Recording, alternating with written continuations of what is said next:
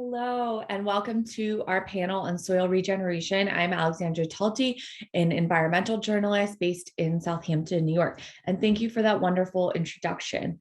I'm so pleased to have you all here today. As we consider climate crisis and the actions that we can take, I think soil is a really important piece of that puzzle, whether it's the soil in your own backyard or in your planter, or if it's dictating where you buy your fruits and vegetables from. All of the panelists today come from a wide range of backgrounds across the world, working on different aspects of soil regeneration, whether it is looking at it from offering tools for big agricultural farmers in the Midwest to plant cover crops, or whether it is a biomimicry specialist creating native forests across the Middle East. I'm really pleased to kick off today's event with Jason Hansna-Cofield, who is a member of the Shinnecock Nation and will be sharing some of the traditional soil regeneration techniques that are native to Southampton and Long Island area. We also will be hearing from Adib Dada, a biomimicry specialist in the Middle East, whose work with the Milwaukee method is being touted across the region for carbon drawdown, as well as promoting biodiversity. Then we'll be hearing from Tanja Hester, an author and climate activist who has done, through her own trials and tribulations, is drawing down carbon and regenerating her own soil in a very challenging environment on Lake Tahoe in the United States. And then we'll be hearing from Freddie Catlow in Europe, where he runs a company that specializes in biochar and carbon buybacks based in Sri Lanka. And lastly, we are hearing from Keith Berns of Green Cover Seed, whose company works directly with huge agricultural producers across the United States to provide them with cover crops that both draw down extra carbon and rejuvenate our soils. So please give them a warm round of applause in your own home. I know we are not in person as we had hoped, but we can feel the vibes, and we're all so happy that you're here. And please feel free to reach out to us on social. Everyone who is part of this panel is very excited to be here. And if you have any follow-up questions, we'd love to connect with you and keep this conversation around soil regeneration and regenerating our planet going. So thank you so much. And thank you again to the Southampton Art Center for making the space for this event. And I hope that everyone enjoys. Okay, Akwe, and welcome to this portion of the presentation. My name is Jason Cofield. I am the coordinator for Good Health and Wellness in Indian Country at Shinnecock Reservation, and also the coordinator for Diabetes Prevention Recognition Program. And so how does all of that tie into where we're at today? Well, part of my duties is to make sure that people are in their health quest, making sure that they're eating healthy foods. And part of that is trying to convince people to grow their own food and to either participate in a community garden or grow at home. So we're going to talk about some of those things. I'm going to go over soil sequestration and regeneration, mainly regeneration. But I want to talk about the first piece because that word is a new word to me, but we all pretty much know what it is, right? So we know that plants, trees, they pull oxygen from the air. They pull carbon dioxide from the air, and they store that carbon in the soil. And carbon is important in the soil. And we're going to go over some of that stuff right now. I'm going to tell you some of the soil regeneration techniques and our traditional techniques to add carbon to the soil. Why do we want to add carbon to the soil? Carbon is the main component of the organic matter in soil. It helps water retention, which is important in our area, especially here on Long Island. Helps with the structure of the soil and the fertility. Here in Long Island, in our traditional lands, we're so close to the water and there's so much sand that's in our soil, we don't have a lot of topsoil. So it's important for us to really be conservative about how we use the soil. And we constantly have to kind of bolster it a little bit. So some of the ways we do that is through kelp, right? Seaweed. We're a water coastal people.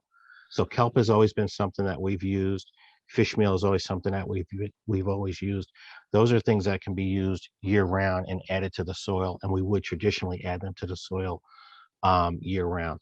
Another thing would be burning our fields. And so What I mean by that is we would actually burn the fields, not to clear an area, but in an area where we're already growing.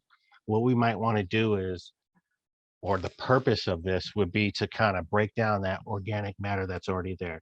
So if you have plants from the previous season that haven't completely broken down yet, you can burn those plants, those crops that are left over, right? They're matured.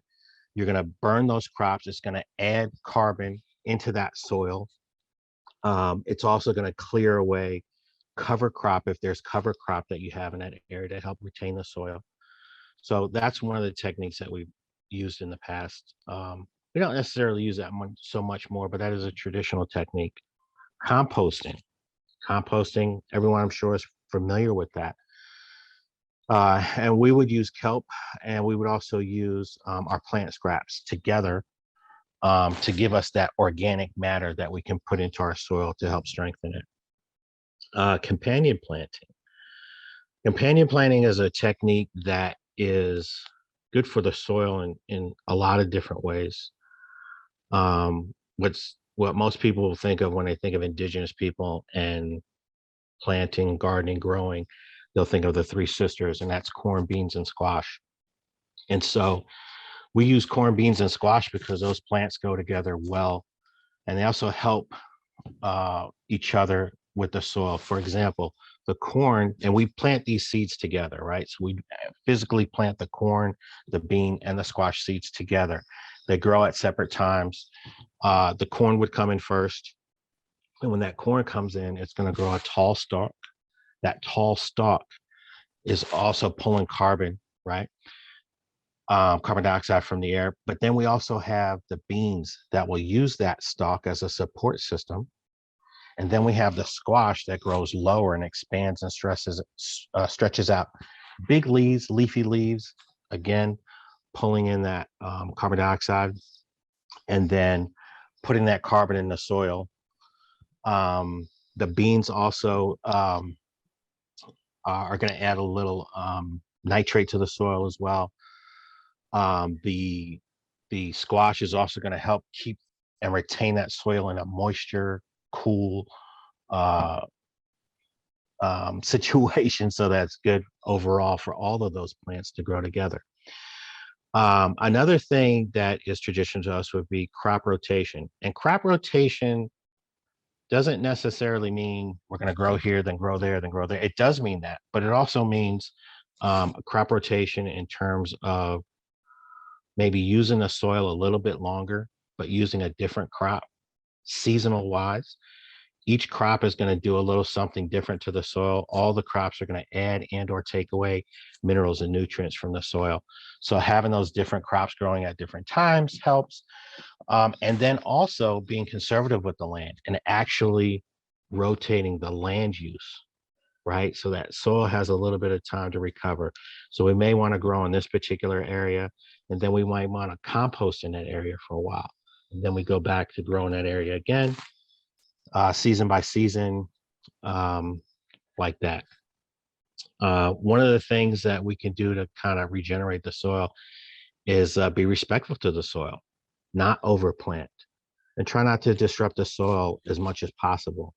So in our traditional planting, we didn't necessarily go out and carve rows into the soil and really attack it in that way.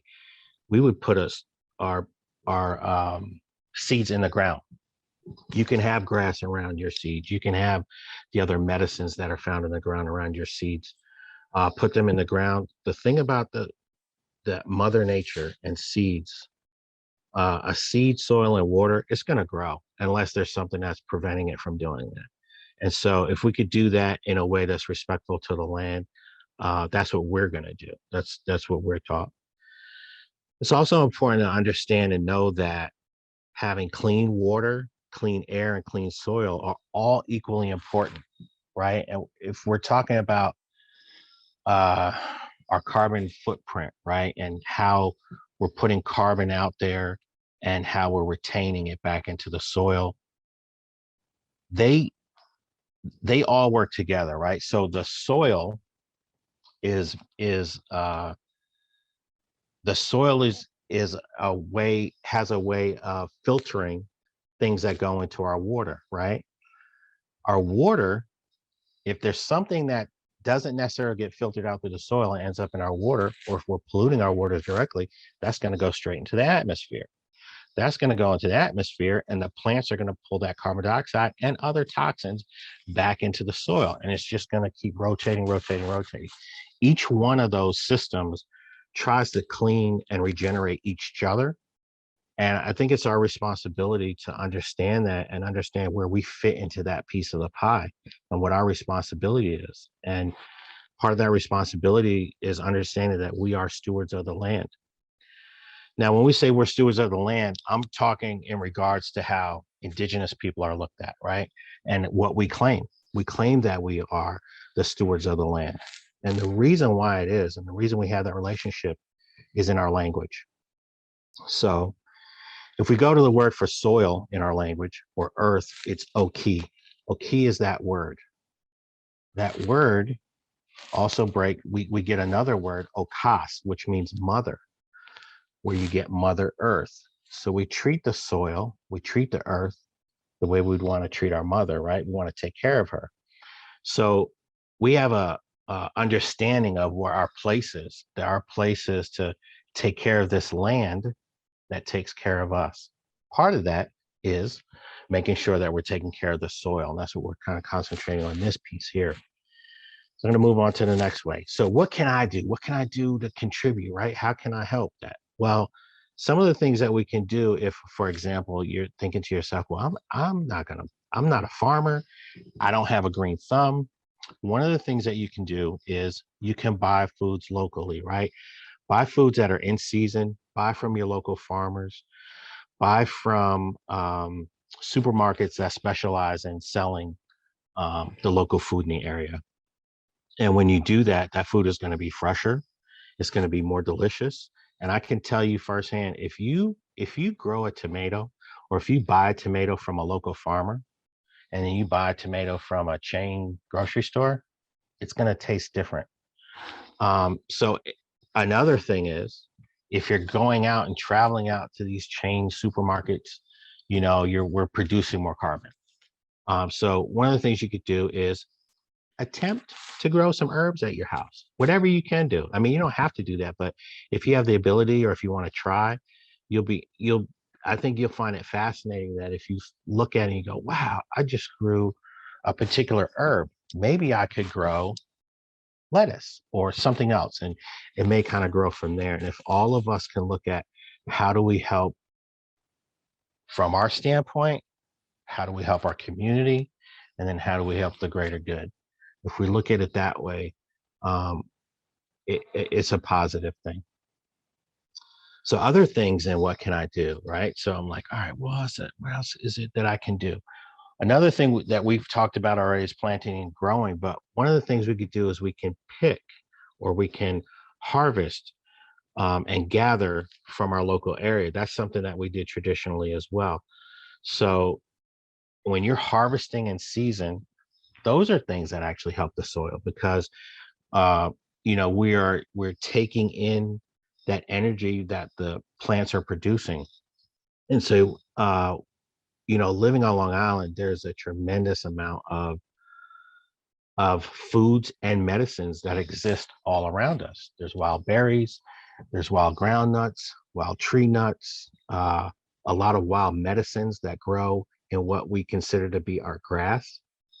We have a tendency to cut our grass down, but there's a lot of medicines and foods that are found right in our grass. So those are some of the things that we can do. And I wanted to say thank you for this portion of the presentation. And if there are any questions, you can feel free to ask me those questions directly. Or if there's a question that you might have, Alex, or Alexandra, we could touch on that right now. Thank you so much, Jason. And yes, we'll be sharing everyone's contact information, and you can reach out to Jason on social media. He's really a wonderful resource for kind of Long Island and, soil regeneration and health in the area and around. So like, please do reach out if you have any questions. And I actually, one thing that I think was very interesting with everything you shared is kind of this concept of, how soil regeneration, and then also like our own health regeneration, and then also the earth regeneration all kind of go hand in hand and are not necessarily separate. And I was wondering if you had any, because of your work with diabetes prevention, if you have any tips for people that are maybe interested in home gardening, like as you were saying, grow herbs, but if you have any tips for people that were interested in kind of some sort of soil way to engage with the soil that also could benefit them in like a healthy habit that's also regenerating their body and health. Absolutely. So scientists have figured this out. I don't think that we knew this, like just in our science, if you will, as indigenous people, but scientists have proven that actually physically. So if you're going to go and plant a garden, use your hands. Don't put gloves on. When your hands are in that soil, that is a medicine. We found through science that there are microbes and certain things that we get from actually putting our hands in the soil, working that soil. Okas has given us everything that we need. Mother Earth has given us everything that we need. The first medicine that she needs is clean water. The first medicine that we need is clean water. The first medicine in indigenous people's beliefs is water. The first medicine in Western belief is water. Believe it or not, if you go to a doctor and you go into, for example, diabetes, if you go in, you have diabetes and you talk to your doctor, they're going to say, increase your water intake. You go to a doctor and you say, I want to lose weight. Increase your water intake. It's something that we take for granted, but it's something that's so important. But like you said, I think the number one thing people can get out of growing a garden at home is actually putting their hands in that soil. And then there's another thing that comes from that, right? We're living in a time right now where we're in a Zoom meeting because we have this virus that's out there and running rampant. So we're meeting in other ways. Well, when you're able to grow a plant from a seedling to a plant and you water it and you watch it grow, it's a sense of accomplishment. And then you're able to eat that food. You feel good. It makes you feel good about, wow, I did this. Myself in concert with Mother Nature, we were able to accomplish this thing. And it's pretty cool. Thank you so much, Jason. This has been really, really amazing. Thank you. Thank you. All right. So I'd like to introduce our next speaker. Our next speaker is Adib Dada, is the founder of the Other Dada Regenerative Consultancy and Architecture firm. I'm going to start off with a short documentary that was just released about our work, and then I'll move on to our presentation. So just bear with me while I share the screen.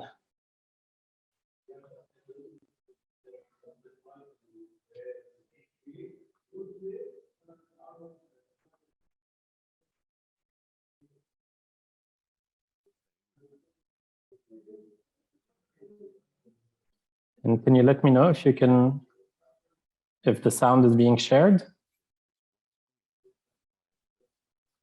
But one man decided enough is enough. Decades of war and corruption have scarred and stripped this once green and biodiverse landscape. But one man decided enough is enough, fighting pollution and climate change head-on. But just as there was a glimmer of hope on the horizon, this green-fingered warrior was stopped in his tracks.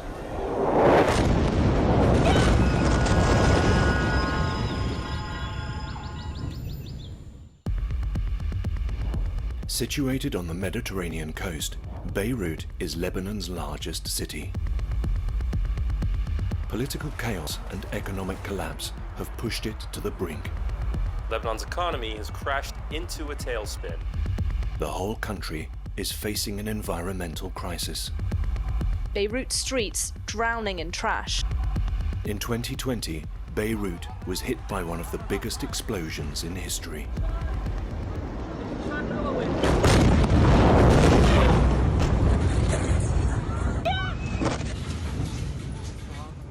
3,000 tons of incorrectly stored ammonium nitrate exploded in the port, flattening a huge part of the city.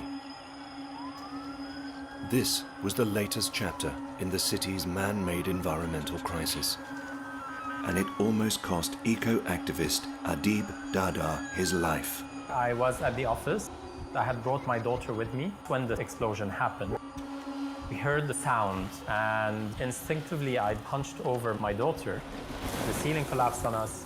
They had to literally pull me out from under the rubble. Adib's daughter was fortunately unharmed, but in protecting her, it turned out he'd broken his back. One of my vertebrae was completely collapsed. Narrowly avoiding death and paralysis, Adib felt his efforts to cleanse the city had come to an end. I was lying in bed and there was nothing that I could physically do. Then after a few days, I felt re-energized, and I actually felt how important it was not only to continue the work that we were doing, but to really ramp up the campaign and really scale it up. Adib Dada is the leading voice in a green movement. He and his team are fighting pollution with tools and native saplings. This was a great way to lead our green revolution, not by complaining about what the city had become, but actually showing how we wanted the city to look like. Beirut has very little public space, let alone green space. Lebanon has the highest death rate due to air pollution in all of the Middle East. This explosion definitely added to the toxic load of Lebanon. A cloud of toxicity took over the city and went up into the mountains. Adib and his team are healing their broken city by planting trees in the urban center, which will grow into tiny forests with the pioneering Miyawaki method, developed by botanist Dr. Akira Miyawaki in the 70s for Tokyo, the densest city in the world. Learning from international experts, Adib mastered the art of mimicking larger forest ecosystems on a smaller, tightly packed scale. High-density planting promotes faster growth, so being 30 times denser means that they can reduce 30 times more pollution from the surrounding air. Our forests are maintenance-free. We only plant native trees that for millennia have cared for themselves. Native forests support native biodiversity, the native insects and the native microorganisms in the soil. Adib began by planting the first mini forest alongside the most polluted part of the city, the Beirut River. Concreted over in the 60s, decades of pollution, factory dumping and raw sewage turned this once vibrant natural water source into a toxic stream. Since Roman times, the river was used as a source of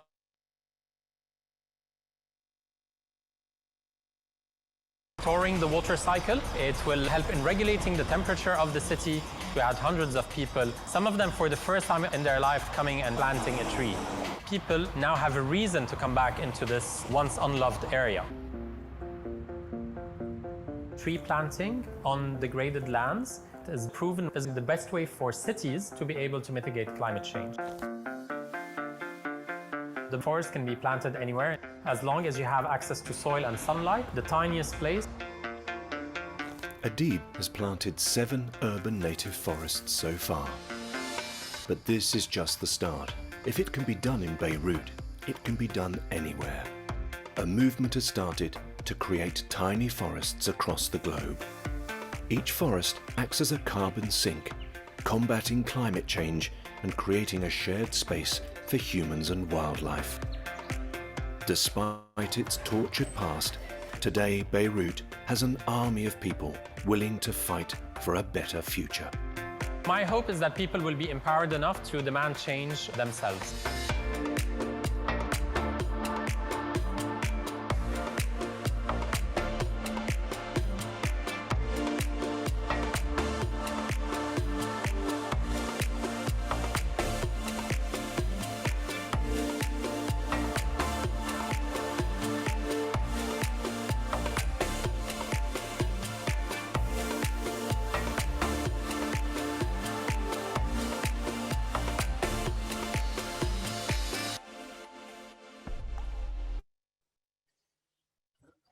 So what I'd like to present today is the other forest.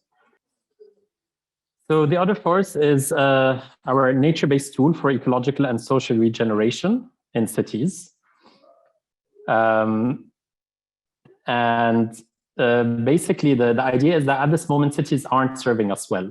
From urban heat increase to alarming cancer rates and cardiovascular diseases, environmental degradation costs. Urban areas are flooding in Lebanon and all over the world. Temperatures in cities are rising. Traffic congestion has become very problematic. Our forests are burning and our rivers are being dammed. Air pollution has reached very alarming levels, and Lebanon has the highest death rate due to air pollution in all of the Middle East, North Africa region. So the idea came up, like, how do we address the twin crisis of biodiversity loss and climate change? And it's about really kind of resituating ourselves within nature and as part of nature. And this is why we look at nature to inspire us in our next steps. And it started, I mean, I'm trained as an architect. So what if our buildings were safe and regenerative, free from toxic chemicals, beneficial to the surrounding communities, but also to the ecosystem as a whole? So what if our buildings could act like trees, cooling the air through evapotranspiration, filtering air pollution, absorbing sounds, providing shade? And this is what we try to do in our architectural projects. But what I've been mostly working on since 2019 is this idea from Janine Benyus. What if our cities were as effective and generous as a forest, providing not only for ourselves, but for other species as well? And this is why we propose to plant these dense native forests in order to reach resilient cities.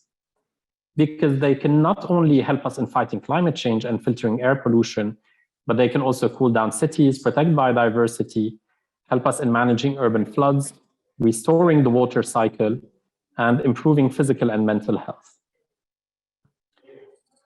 So we chose specifically the Miyawaki method because they are 10 times faster growing than conventional man-made forests.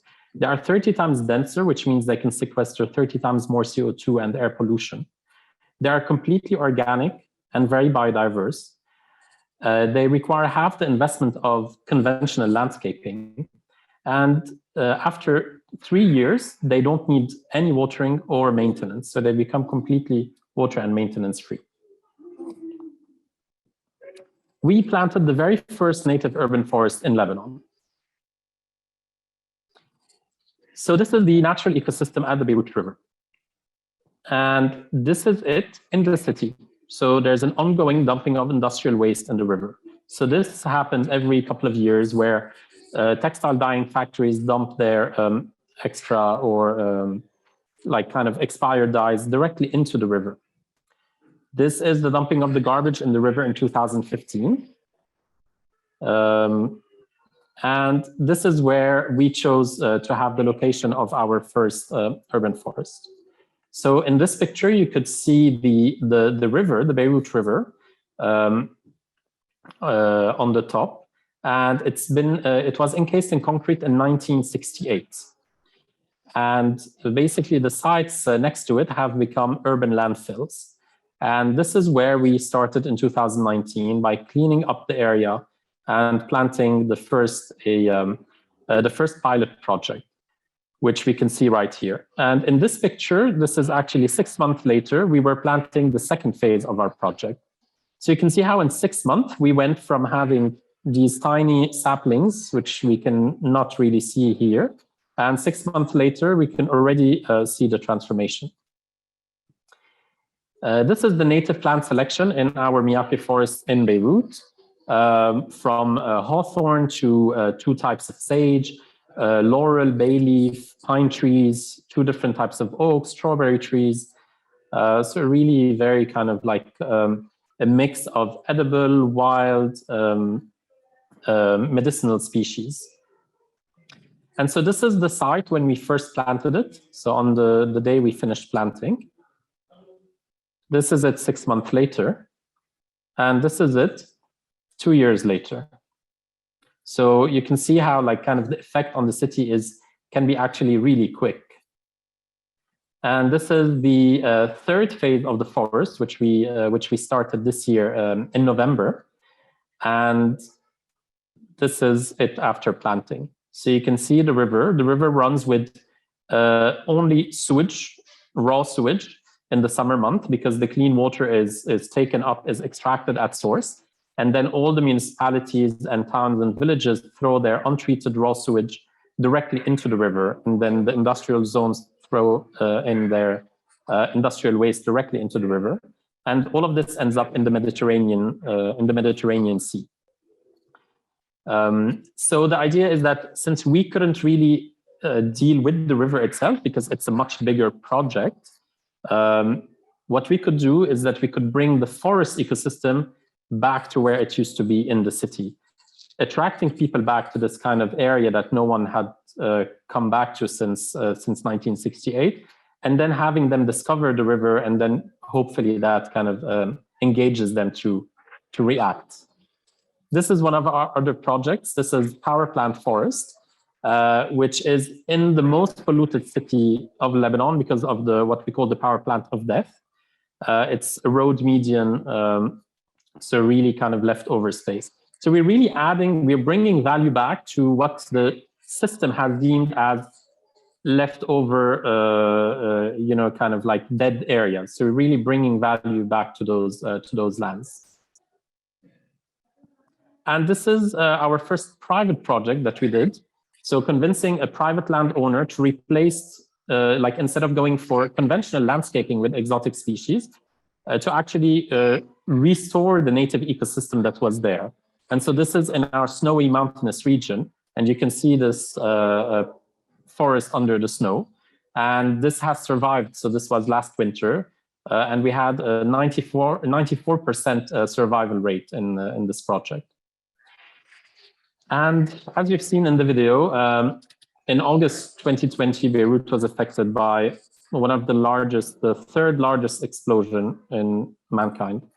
And so just like remembering the victims of that day, more than 250 people dead, 7,000 people injured, and more than 300,000 people displaced from their homes and businesses. So we started looking at the forest as healing spaces and the act of forest making as a healing tool. So we started these back to play forests in schools that were destroyed by the blast. Planting these tiny forests with the students to help them create new memories in their schools. So ripping out the concrete, we work in partnership with Let's Play initiative, which is revamping these playgrounds. So we ripped out the concrete and introduced this tiny little forest patch. And we did that in 2 other schools. And finally, we did a kind of the unofficial memorial, because there is no official memorial. There is no official memorial for the blast, for the victims of the blast. So we did this unofficial memorial ourselves with the community and some of the victims' families. And what we did is just kind of like a very symbolic gesture. We planted 254 trees for each of the victims, writing down their names on little pieces of paper, so that we, like the act of writing the name, of saying their names out loud and then planting them with this piece of paper directly into the ground. And so this forest is now being taken care of by the community. We also bring in artistic, like all kinds of collaborations, artistic collaborations as well. So this is a project we did with Temporary Art Platform, which is a 10-day program we called Art, Ecology, and the Commons, rethinking these natural spaces and having these happen in the space of the forest. So we start with this artist who wrote a eulogy for the river on the concrete wall of the river. So this is in Arabic, but it says, "Here lies that which was sculpted by water. Beirut River, died in 1968. So that's kind of like a gesture of actually just acknowledging that the river existed. Another artist from Palestine, Nirna Benye, did a water feast, as people used to do on the banks of the river prior to 1968. But what she did is that she used all the plants from the forest and extracted like the essence from them and did this kind of like different water. We had a water tasting banquet. And artist Petra Serhal did a practices of care, a gesture of care in the forest, where she did kind of like personal care sessions in the forest, again with essential oils extracted from the plants of the forest. The way we measure success in our project is threefold. First of all, by the biodiversity that is regenerating. So in just 6 months, we were able to see bees, fungi, butterflies, lizards coming back to the site that we had planted. We can see the soil regenerating, and as you may know, healthy soil actually sequesters a lot more carbon than the trees themselves. So when we increase the organic matter in the soil, we are also increasing its carbon sequestration potential. And finally, we do these monthly growth reports, taking pictures from the same angle, and also doing measurements of some of the trees that we have tagged, and measuring their height and their girth. So so far we are at 10 forests and counting, more than 3,600 square meters of land reclaimed, more than 10,500 trees and shrubs planted from 26 different native species. We've won 5 awards for our work, all of that with one goal, which is empowering communities to reclaim degraded lands and turn them into a shared habitat for humans and other creatures to thrive. So by implementing urban afforestation, we can regenerate these degraded leftover lands and tackle urban flooding, reduce pollution, and urban heat island effect. Essentially, we are working with nature to transition our cities to healthy and resilient communities. We are reclaiming degraded land as public space. So basically, all of these kind of road medians, underbridge, roundabouts, planters in the street, as long as they are connected to actual natural soil, we can always regenerate that soil by adding biomass to it, by following this Miyawaki methodology that we use, and all of that in the hope of regenerating the ecological systems. So we are nurturing the degraded urban soil to recreate its healthy microbial and fungal communities. All of that to bring the native ecosystem back to life. So we follow the Miyawaki method in terms of that we do our own compost tea, which is basically composed of seasonal organic fruits mixed with molasses. So in our case, it's carob molasses that we use. That is what we have locally available. And we add to this a handful of soil from the natural forest that we have studied. And so the natural forest, so the way that we select the species in our forest is by going with a botanist into the natural forest that is closest to the site that we would like to work on. So in our case, it was about 30 minutes away from the Beirut River site. It was in the Beirut River Valley. And there we went with a botanist and did 6 different surveys in different areas of the forest, and added all of these onto an Excel sheet, because the idea is that we want to understand not only what the types of species that are present, but also how they've grown in a community. What are the dominant species? What are the shrubs? What are the herbs? What are the small trees, and then canopy trees? What are their proportions relative to each other? So we are really recreating that mature forest ecosystem on day one of planting. So the benefit of the Miyawaki method is that instead of waiting 100 or 150 years for a newly established forest to become a mature forest or a climax forest, we are planting this climax forest on the first day. The density is very high, and of course, not all of these species will survive. But this is the whole point. It's about seeing also which species are going to survive best in the urban environment where we are planting. And as I said, like we've seen the biodiversity regenerating really fast. Lizards have come back, lots of birds, lots of life in the soil itself. But we're also regenerating social connections. We are making the native forests as spaces that can involve teams, families, kids, the community, reconnecting with nature from the comfort of their own city.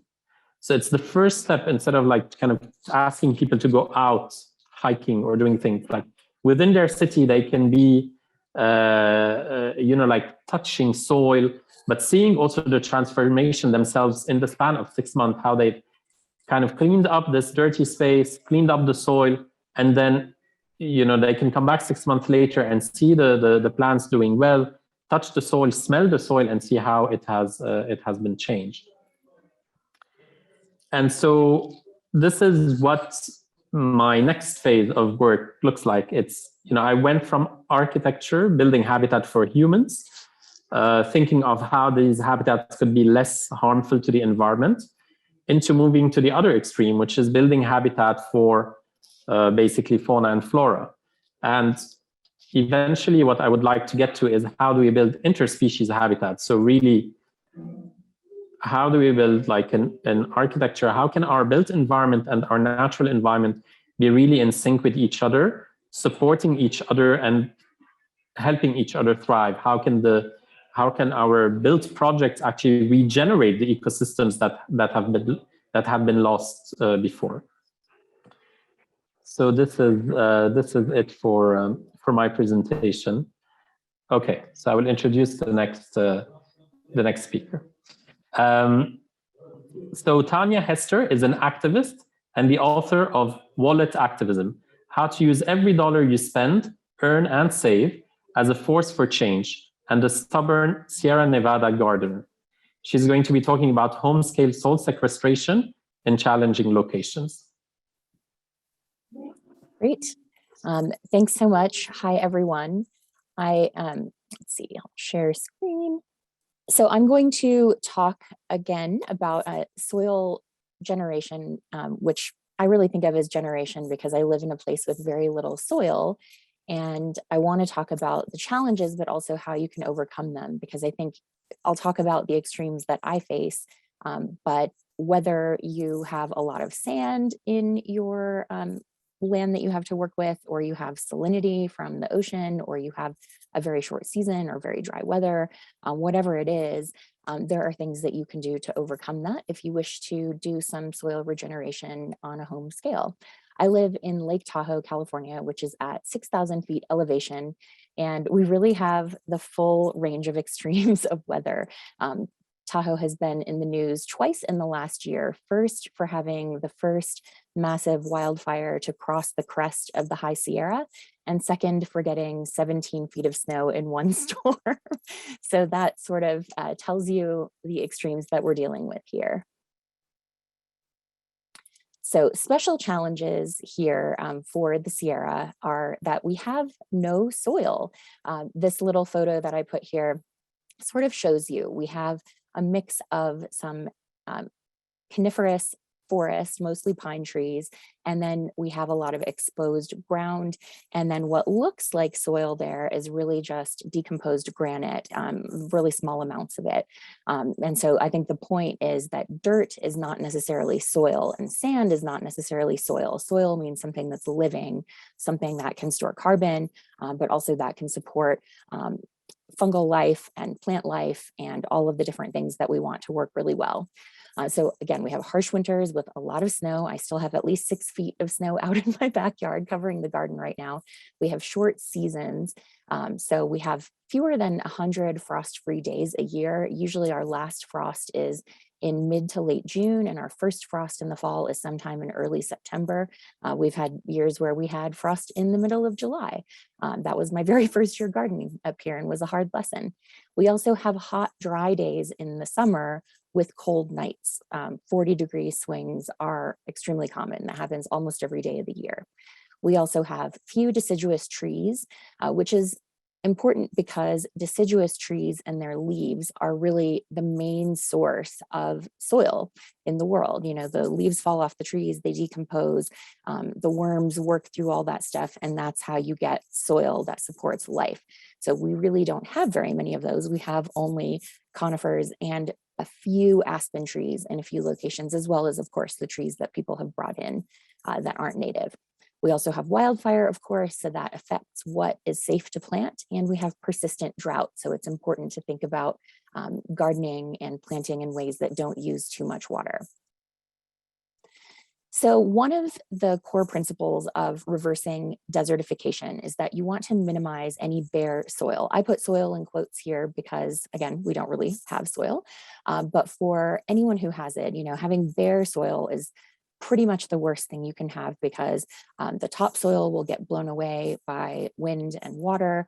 And so the best thing you can do is cover it. So I put this little picture here just to show covering of wood chips on the ground can be extremely effective, both for building up some organic matter under it and starting to create soil, but also for preventing that loss of topsoil with desertification.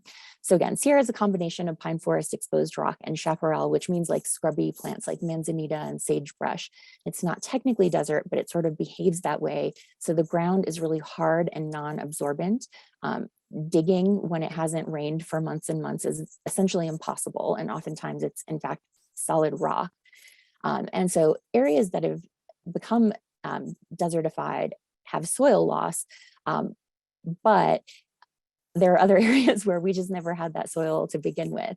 And so getting the ground to behave like non-desert requires first building the soil and then planting it. The planting it piece is really important too. So my goals at home, I put this picture in just to show you again the extreme. This is September 1st this year. I had to cover everything for frost. But the first goal was, of course, to create soil. You know, I couldn't do anything else without creating soil first.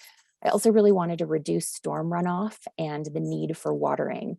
We have, you know, a 1/4 inch of rain here and it flash floods because there's nothing absorbent, because even the green spaces, it just runs right off because it's such hard pan.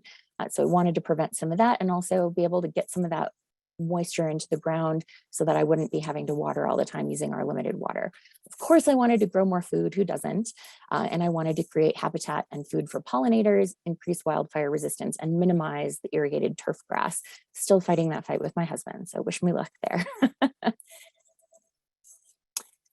In terms of building soil where there is none, the biggest thing that you can do is add organic matter, and that could be layered on top if you're dealing with something like sand where you're not worried about disturbing the existing soil biology. It could be mixing some compost in with the sand, but adding organic matter is really the key. So compost, and more compost. We have used truckloads of it around our yard. I'm only on 1/3 of an acre, but it really is the very best thing for creating soil.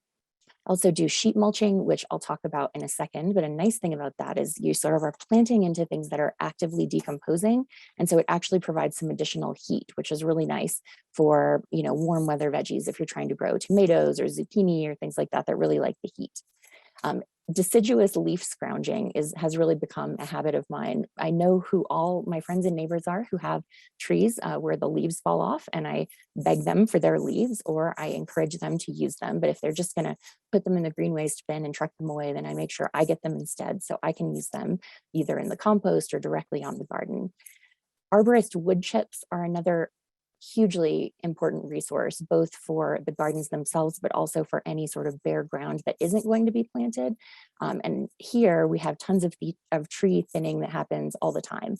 And so getting wood chips is pretty easy. It's easy to take them off people's hands. And I would love to be able to plant cover crops, but unfortunately our season is just too short to do that. But that is another great way to get organic matter into your soil. So this is a quick photo of one bed that I did with the sheet mulching method, which is also sometimes called lasagna mulching. The idea is essentially just you create layers of different organic materials. And it's similar to the concept of carbon, or of compost rather. You're trying to layer carbon and nitrogen sources, but I've really found it doesn't have to be too precise. So I kind of framed out the the bed that I wanted to make, put sticks and branches in on the bottom just to make sure there was a little bit of air so it wasn't going to be an anaerobic environment. Put some cardboard on top of that, which really is just for weeds. And then you can see here a couple of different layers of yard waste, and this is really just kitchen waste even at this point. And then got some additional finished compost on top of that. And in less than 6 months, I was able to plant into that. And that's even here with our very, very long winter when it was frozen for probably 4 of those months. So there's building soil, which is really about adding organic matter, but then there's building soil that's actually healthy, because healthy soil is what sequesters carbon. It's also what feeds your plants if you're trying to grow plants or trying to grow food. So some of the things that I do to build soil that's healthy is practice no-dig gardening, which means no tilling. I know that we're going to get to that later in this session, so I won't really go into that in detail. I top dress with compost or manure twice a year in every location, just depending whether I have compost or if a friend who raises chickens has some extra finished chicken manure I can use. But it's about laying it on top rather than mixing it in so that it's not disturbing the existing soil life and soil biology, which can be really harmful. And also tilling all that stuff up gives you more weeds, which no one likes. I always mulch with deciduous leaves if I can get some, or wood chips, and sometimes rocks. People will talk about mulching as conserving water, but in fact, the more porous materials don't really conserve that much water, but rocks actually do. And so sometimes mulching with rocks can actually be a really nice way to conserve moisture in the soil and to prevent soil loss. So it can be a great option. Chop and drop green mulching. I grow a lot of comfrey and just cut it down and leave it in place so that it adds additional really potassium rich organic matter, which is good for root development for the plants. And then one of the things that I've been really excited to add more recently is incorporating mushroom spawn and more mycorrhizal fungi, which helps to increase some of those fungal networks underground, which we know more and more that the fungal networks in the soil can help the plants communicate to one another and share resources, especially the trees. But also just kind of having more beneficial fungus in general is a really nice way to increase more of that diversity of the soil. So it's less likely to harbor different diseases. And then you get to eat mushrooms, which is pretty great. And then finally, focusing on perennial plants has been really huge, both to minimize soil disturbance so that you're not constantly digging in and planting new plants, but also because with our short season, if I have a perennial that already has an existing root system, it's going to grow and produce food much faster than an annual plant, like most of your typical vegetables. And it's good to know a lot of things that you're probably already growing if you're a gardener, like kale, broccoli, you can leave those things in the ground for multiple years. And often if you just pinch off the flower buds when they form, it'll keep going. So you can treat a lot of things as perennials that aren't necessarily talked about that way. And this is just a photo of my extremely lush and very un-Sierra-like messy garden. I love to cram too much stuff in there. And that photo on the left is some of the wine cap mushrooms that I was able to grow in some of the garden beds. So it's definitely been successful, and I'm continuing to build on that. And so some questions for you to consider as you're thinking about everything today is, what's one thing you can do to build soil at home based on what you learned today? And what areas in your local environment could you improve to sequester carbon or achieve other goals like using less water? And now I'm going to hand it off to Freddie Catlow. Freddie is CEO and co-founder of Plan Boo.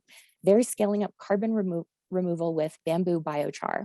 His background is in sustainable construction. Excuse me, and he's worked with bamboo in Sri Lanka and India for several years. Hello, thanks Tanja for the introduction. Hello everybody, nice to be here. I'm going to start sharing my screen.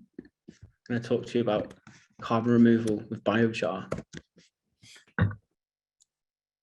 So yes, I'm Freddie, and I'm going to talk to you today through a few things.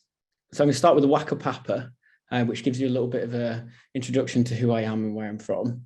It's a traditional Maori introduction. I saw it once upon a time in a presentation. I thought it was a really nice way to ground everybody in knowing who is who and where they're from. And I'm going to talk about carbon removal, why bamboo is brilliant, or I believe bamboo is brilliant for doing this, biochar, and then what we do as Plan Boo as an organization, and then give you some things to think about. So yeah. So in Waka Papa, it's a way to, I guess, understand where you're from as an individual. So I have an affiliation to a mountain. So I used to work as a shepherd in the Lake District. So I'm from the northwest of England, in the UK. And I used to work up here, and I feel very homely to Fairfield Horseshoe. This is where I used to gather sheep and feed sheep in the winter. And it was, I have a strong affiliation to this place, to the River Wyre as well.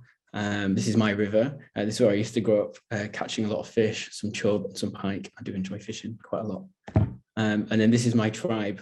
We're called the Catlows. It's quite like a unique last name.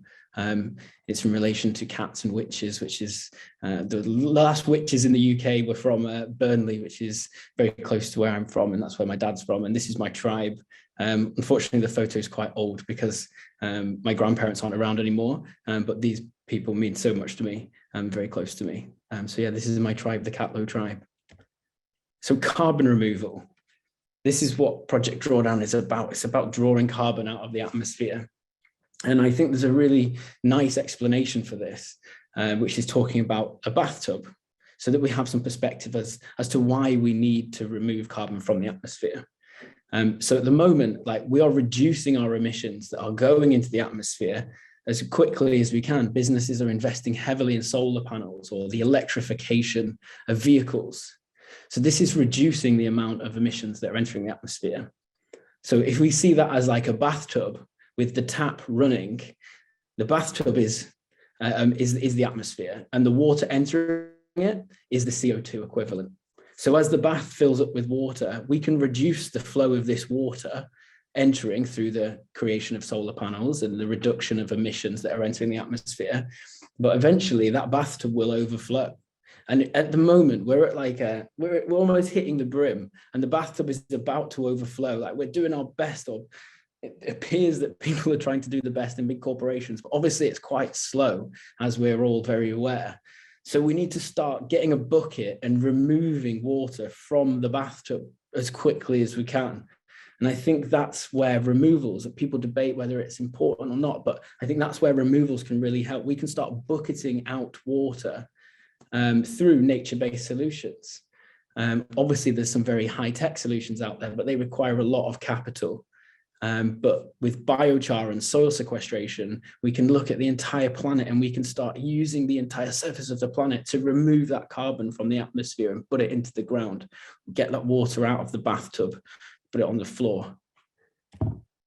So where are we at in terms of carbon removal? So this last year in 2021, it's estimated that close to 50 kilotons, which is 50,000 tons of permanent removal took place. Like, 50,000 tons is not that much, unfortunately. When we look at our whole atmosphere and our whole and the global economy and the amount of emissions that are entering the atmosphere each year, it's about 50 gigatons. So we're looking at 50 kilotons that have been removed, but that's a very, very small percentage of all the emissions that are entering the atmosphere. So we need to get to about 5 gigatons of removal. About 10% of emissions that are entering the atmosphere need to be removed by 2050. So that's going to get us to 50 million kilotons. So that shows that this carbon removal economy, we need to increase it by 100,000 times. And this amount, 5 gigatons, needs to take place every year. We need to be removing 5 gigatons every year to stay within 1.5 degrees of warming on our planet. This is what the scientists and the IPCC are saying, is that we need to stay within 1.5 degrees of warming, and we can do that with a combination of reduction and removals. But this is the number we need to get to. So we're so far off it at the moment. So we really need to try and scale up these initiatives. There's some amazingly high-tech solutions out there. Don't know if anybody's come across the Orca plant by Climeworks. This is in Iceland. And this is literally sucking carbon dioxide out the atmosphere, compressing it and putting it underground and mineralizing it and leaving it underground permanently. But this requires, 1, a lot of energy, and 2, a lot of capital. So this is the biggest technological solution for carbon removal at the moment. that is in the world. And last year, it removed 4,000 tons. So we've got a long, long way to go to get to the scale that's required through technological solutions. So we need to look at what biomass and what plants we have out there that are doing this naturally through photosynthesis.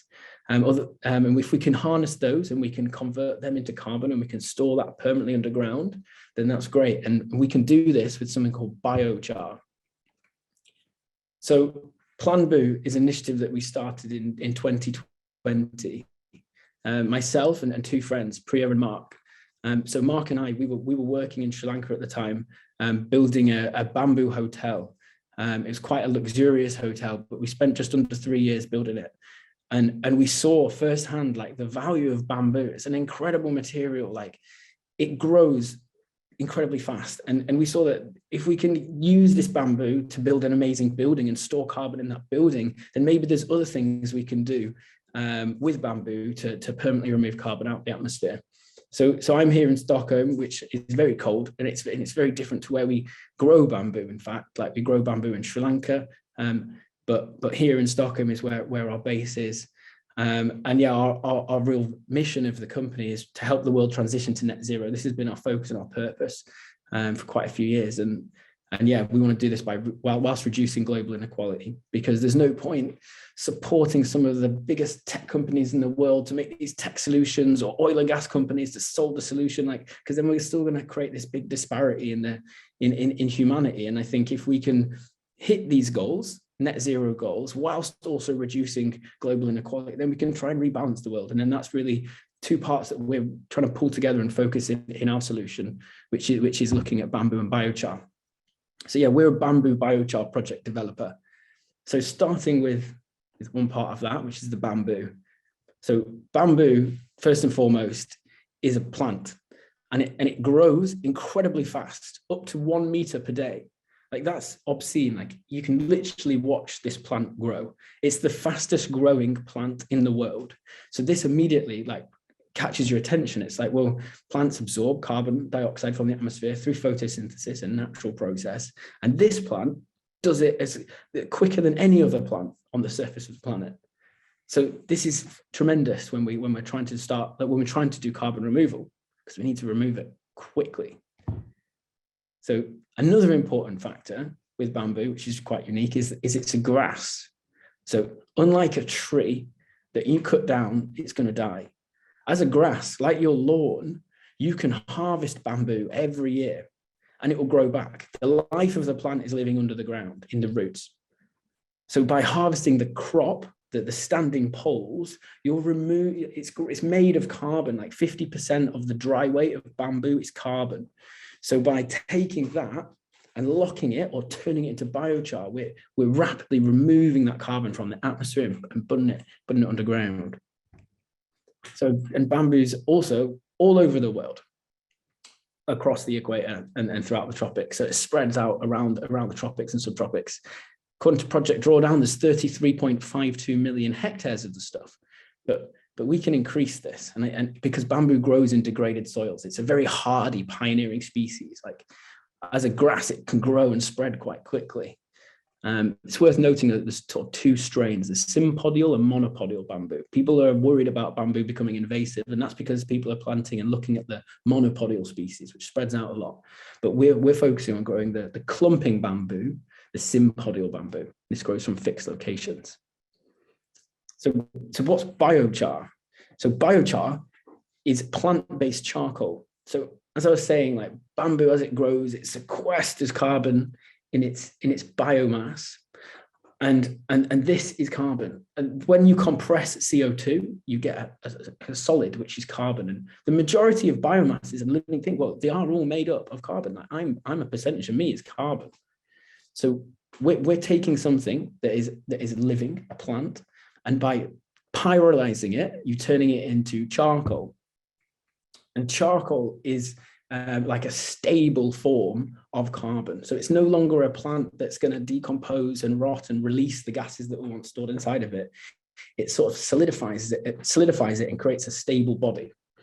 And this stable body is created through pyrolysis, which is burning bamboo or any biomass in the absence of oxygen or within limited oxygen to create this pure carbon.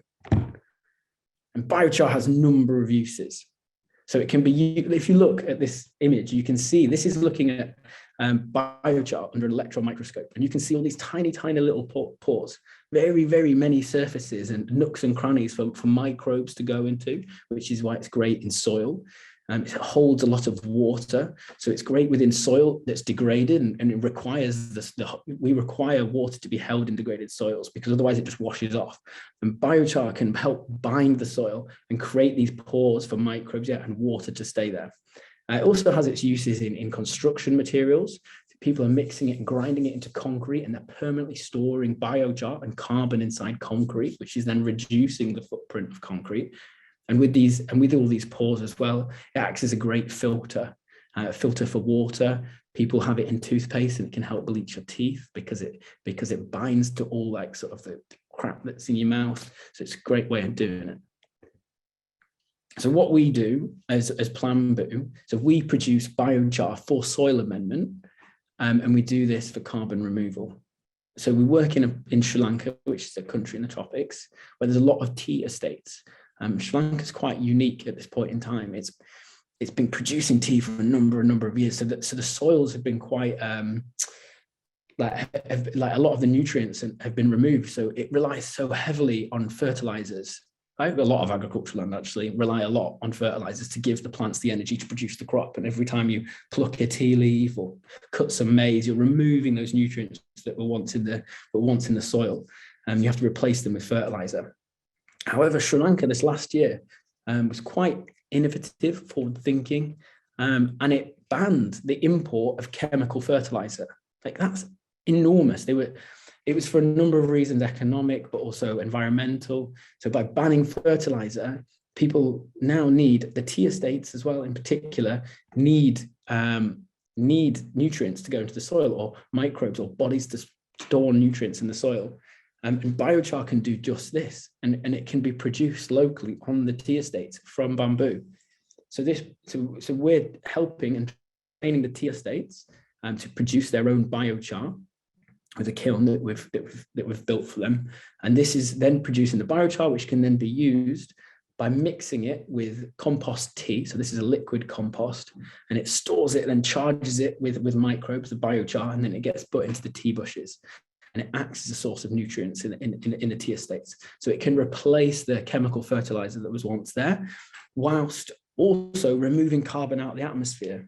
So there is a big market for carbon removal, and we can combine the finances and the demand for carbon removal. We can support and subsidize the creation of this biochar, which is then used in the tea estate. So it has double win. It helps Sri Lanka move away from chemical fertilizers, but whilst also removing carbon from the atmosphere. So there's a sort of double win taking place. So we partner with tea companies there. That's how we do it. So looking at that, it's quite a quick summary of what we do at Planboo. But thinking about what you guys can do and some takeaways is like looking at biomass. Like biomass we have in our lives, like paper is biomass. It's from plant pulp. So we have this. Part of that is carbon. So we can start sourcing these sources of biomass, maybe in your garden, but also in your communities. You can see that there's paper waste, and we can carbonize this, and we can start putting it in a permanent store into our soils. We can do this by using low-cost kilns. There's so many designs online. I really like the Kontiki kiln because it's quite straightforward and cheap to produce. And this is a simple design so that people can start producing their own biochar by pyrolyzing biomass. There's loads of videos on YouTube as well explaining how to do it, which is super helpful. And then you can apply this to soils, and you can help other initiatives to do this. So then you're going to be like supporting people that can potentially, that have land and are able to do this. But you can also, you can learn for yourself by seeing how your plants react. So we're working with a university in Sri Lanka to measure the increase of yield and seeing how the biochar, how effective it is on the soil, and comparing it to chemical fertilizers. And people can start to do this in experiments. I think it's a great way for people to learn. I think learning is key. like for people to get behind sort of climate change and supporting the solutions that are out there. People need to read more and look and come to events like this. So it's great that, yeah, that this has been hosted today and organized. It's been, yeah, it's really good. So yeah, shaboom. If anybody would like to follow Planboo, we're on Instagram and LinkedIn at planboo.eco. But yeah, thanks very much. I hope that was insightful and yeah, useful for some people and inspiring. So I'm now going to introduce Keith and stop sharing my screen.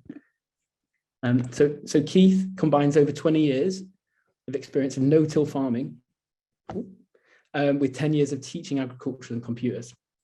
In addition to no-tilling, he has 2,000 acres of irrigated dryland corn, soybeans, rye, triticale, peas, sunflowers, and buckwheat in south central Nebraska. I've never been to Nebraska, Keith, but if I do, I would really like to meet you. This sounds awesome. We'd love to have you. All right, well, I'm going to hand it over to you. Thanks very much. Okay, great. Thanks, Freddie. Well, it's my pleasure to be here. It's been an incredibly interesting panel so far. I'm really glad that I've been able to be on for the whole time. I'm going to take a little bit different approach. We do things on a very large scale, but we also work with people on very small scales. And I'm going to be sharing some of both. So just a picture of where we're at here in Nebraska. Green Cover is the name of our company. Our slogan is we make cover crops simple, even though they're very complex. This is just a picture of our seed processing facility and one of our warehouses full of seed here. I have a talk that I put together called Carbonomics, the Wonderful Economy of the Soil. And what it does is it takes a very complex subject, which is what's going on in the soil, and it compares it to another complex topic, and that's the economy of a country, because there's so many parallels between what's going on in the soil and what's going on within the economy of a country. And really, the soil is a big economic system. And as we walk our way through it, we see all these different parallels. Now, I only have time this morning or this afternoon, depending on where you're at, to share just kind of one piece of this. And so I want to focus specifically on the carbon part of this economy. And basically, as I give this talk, and I've given this talk to thousands of people, farmers, agricultural experts around the world, the basic premise of this is we need to get our system to work the way God created it to work. And that's with the soil, the plants, and the biology all working together. And in too many of our agricultural systems, the piece that's missing from this is the biology. And I talk extensively about how we can farm in such a way that helps the biology get started better. So the piece of the economy of the soil that I want to talk to you about here today is the carbon part. And when it comes to the economy, you have to have a currency to drive an economy forward. If you don't have currency, it's really hard for the buyers and the sellers to get together to do transactions. And in our soil system, we have the perfect currency, and that is carbon. Carbon is the currency that drives this whole system. We've been talking a lot about carbon as a waste product, as a pollutant, and when it's in the wrong place in too high concentrations, it certainly is. But carbon is an extremely valuable part of the soil system. It is the main food source for plants and all of the biology in the soil. And so it is not a waste product. It is a very valuable plant food when it's in the right place. So here's the photosynthesis. This is a simplified version of photosynthesis. It's CO2 plus H2O with the energy of the sun and the chlorophyll in a cell wall of a plant. And it forms glucose, C6H12O6 plus oxygen. Oxygen is that byproduct. It's this glucose molecule, this C6H12O6, that's created from photosynthesis, pulling CO2 out of the atmosphere and putting it into the plant. It's turning solar energy into chemical energy. And it's this carbon molecule. It does not stay in glucose. The plant's going to change this into thousands of different carbon compounds within the system. But this is what powers the whole system. And here's how it works. So the carbon that is produced by the plant through photosynthesis, and this is really interesting. This is fascinating. Most people don't realize this. 50% of the carbon that a plant produces through photosynthesis, it's not used to grow new leaves, it's not used to grow roots, it's not used to grow flowers or make seed. 50% of the carbon that that plant produces is actually going to be leaked out through its root system into the soil in order to feed the biology, and in order to make a payment to the biology for the very valuable services that these biological organisms will provide to the plants. Now, if there's no biology in your soil, these plants aren't stupid. They are not going to put that carbon into the soil if there's no biology there to deliver a service, to deliver something back of value to the plant. The plant can sense if it's not getting a return on its investment, if you will, and it will stop putting carbon into the soil. So what does that mean? Well, it means your plant will photosynthesize less. It means there's less carbon drawn down from the atmosphere to be put into the soil where we really want it to be. So when we grow plants in soils that have very little amounts of biology, that plant will photosynthesize less. It will pull less carbon out of the atmosphere. It won't grow nearly as well. And the system is just broken without the biology. So when the biology is present, they will do incredible amounts of services, sourcing nutrients, delivering nutrients, protecting the plant. And again, my carbonomics talk, I can go on for an hour and a half just talking about all these services that the biology delivers to the plant. It's a very robust system. But carbon is so essential to this whole process. You and I are 19% carbon. Carbon can form over 10 million different compounds. It's the most important, but it's the most overlooked of all plant nutrients. Most farmers never talk about, do we have enough carbon for our plants? But it's the most important thing that plants need. And it's the main food source for soil biology. When we have carbon in our soil pH matters less. If I have a high pH or a low pH, the more carbon I have, the less that pH matters. It increases the cation exchange capacity. It increases the availability of all these essential nutrients that plants need. And interestingly enough, it even reduces the availability of things that can build up to toxic levels like sodium and aluminum in the soil. And if you think about it as a currency, carbon can be collected through photosynthesis. It's spent when it's traded to soil organisms. It can be saved through soil organic matter, which has been talked about this morning, and I'll talk about it here again. And it's desired by all members of the economy. Carbon is the perfect currency to drive this system forward. And just like our currency in our economies, it has different states. It has a gaseous form, which is a CO2 in the atmosphere. Liquid carbon moves up and down through plants and through the soil. And then, of course, solid carbon is how we sequester it or store it in living organisms and our soil organic matter.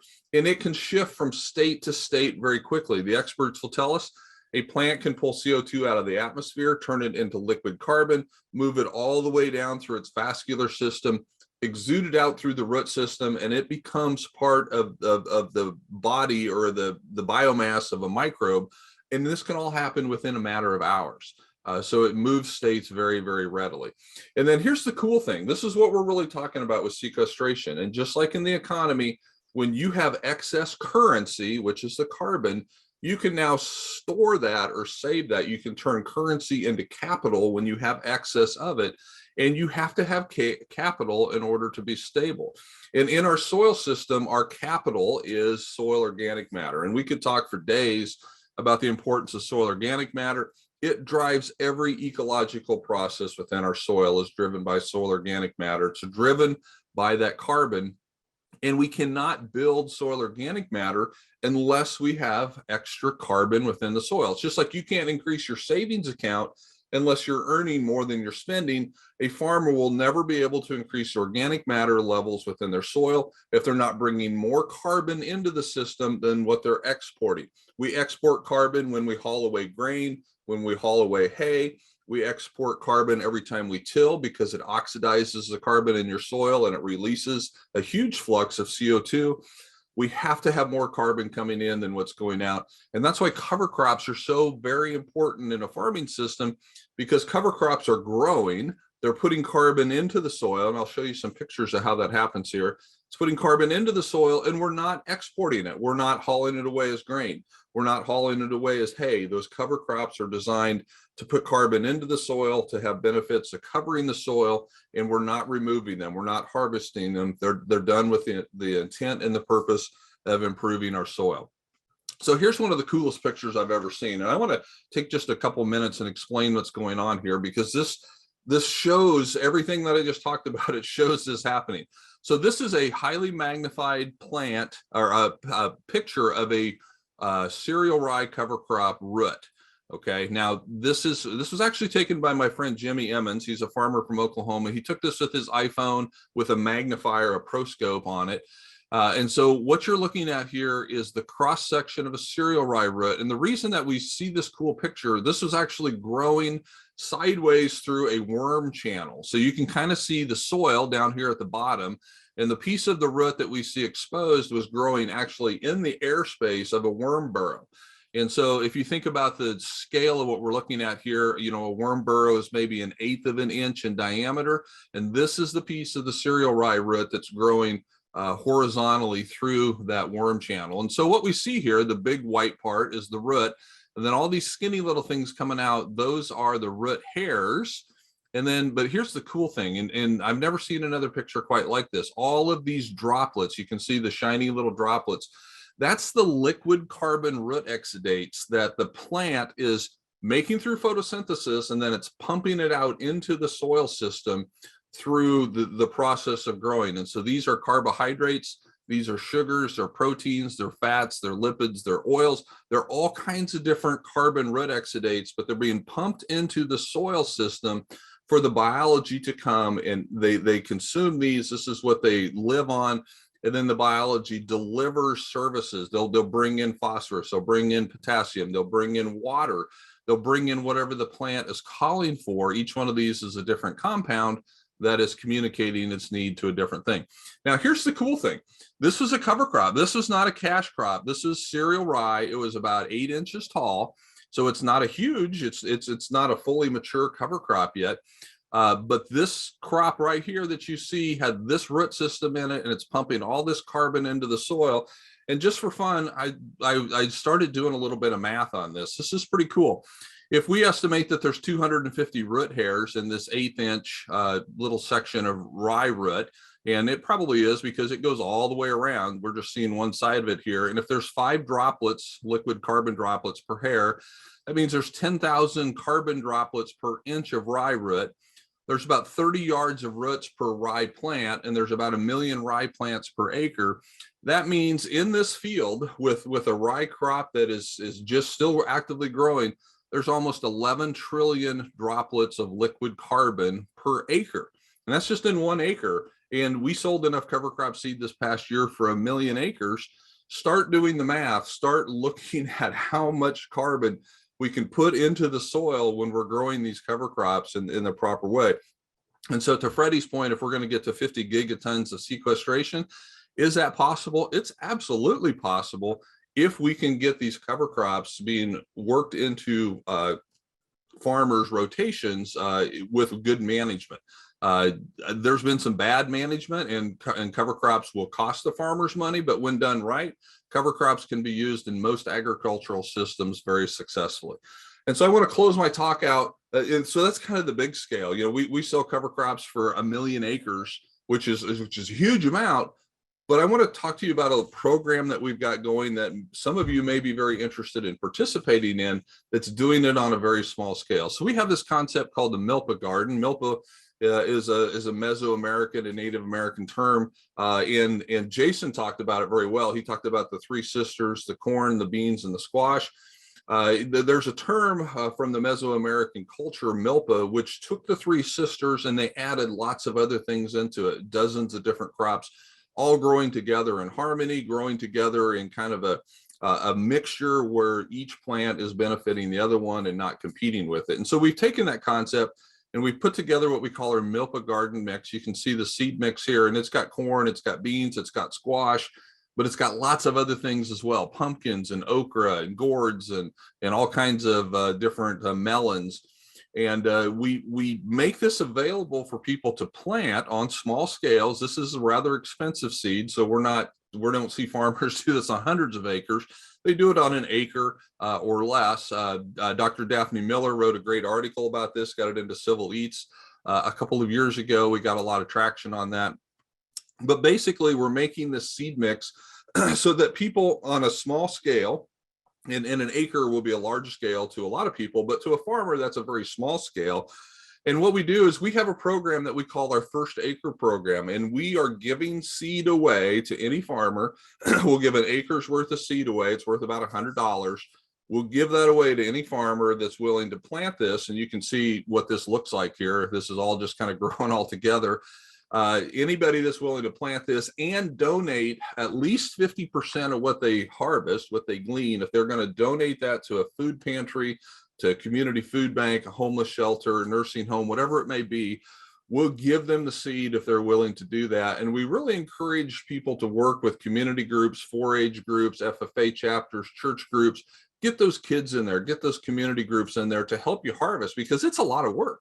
You plant an acre of this stuff, it's a lot of work to go in there and glean all this out and harvest all this. So we want to build communities by having people come in and helping glean this and take it to people who are in need. Now, some exciting news this year. We've got a partnership going now with Syngenta and the Nature Conservancy. We've got the funding to give away $100,000 worth of this free seed.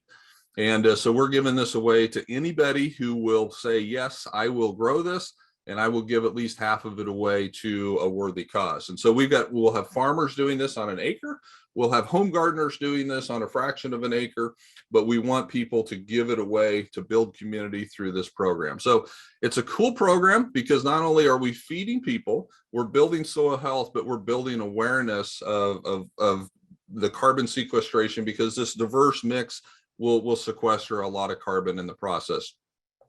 In our brand new soil health resource guide, which I'll show you how to get a free copy of here next, there's a great article in here. Roger Fraua with the Flower Hill Institute, they've been using this. We've been working with Roger and the Flower Hill Institute for a couple of years.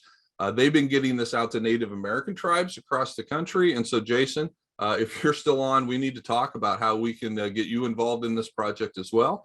But there's a great article in here about talking about how they're using this concept, how they're using our seed to get this out to a lot of the Native American tribes across the country.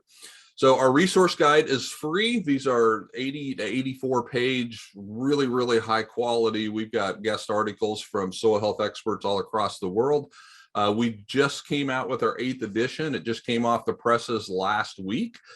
You can download all these if you go to greencoverseed.com/guides. You can go back all the way to, I think, issues 4, 5, 6, and 7, and 8 are all on there available. You can download a PDF. You can request printed copies of the newest one. We'll send those out for free. Again, we're all about education. We'll spend many, many thousands of dollars printing these guides and sending them out to people for free, because we want people to know about soil health and soil health principles. So that's kind of what we're doing here in our little part of the world, both on large scales and in small scales. And, you know, we want people to get involved at whatever scale that they are at. Keith, thank you so much. That was excellent. Great presentation, Alexandra, and the rest of your soil crew and worms. You guys killed it. Thank you so much again. Up next, we have Josephine DiVincenzi, who is a Carbon Crew co-founder and also a festival committee member. And then we're going to break for lunch briefly. Ultimately, we know that you are watching us on your laptop, so you can eat and continue to watch. Hey, Joe, take it away. Thanks, Michael. As Mike said, I was one of the key people to start the Carbon Crew project that emanated from the Drawdown East End work. And I was going to guide an informal conversation with the people who have been working this past year to build this festival. But we need you to get some energy in your system. So please, instead of this informal dialogue right now, which was just a debrief amongst us, we want you to get up, stretch, have something to eat, and please make sure you get back to rejoin us at 1 o'clock. We'll be listening to some music in between, and we really would just ask you to consider 2 questions while you're grabbing something to eat. How's this festival going for you? Talk about it, if you will, in the chat. Is there something more we should or could be doing?